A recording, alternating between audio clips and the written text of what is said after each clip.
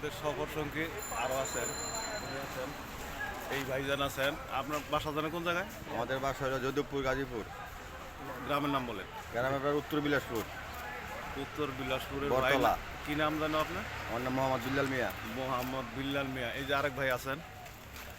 আসসালামু আলাইকুম।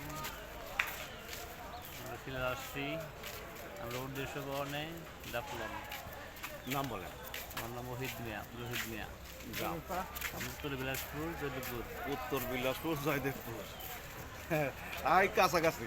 এই যে আমার মামু এটা বারবার দেখায়, এই যে দেখেন একের ভাই, আমাদের বড় ভাই, হ্যাঁ সদ্যীয় বড় ভাই। আমার মামু কিছু কম।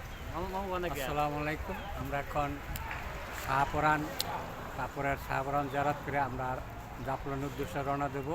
তারপরে এখানে কিছু কেনাকাটা করব, পাকশাক করবো, খাওয়া দাওয়া করবো। সন্ধ্যা আবার এই শাহজালাল আসিয়া বোর্ডিংয়ে থাকবো। তারপরে দিন আমরা 120 আউলিয়া, তারপরে গাজী শাহ পাকশাক করবো চা বাগানে। পরে আমরা দোয়া করবেন, গাজীপুর রওনা দিব বাসার দিকে।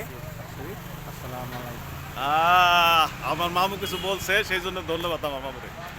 সবার আমার মামু আর আমার সবার ভাই।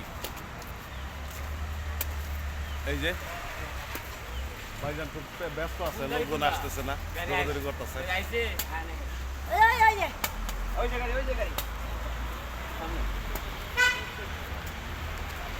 আইসা পড়ছে।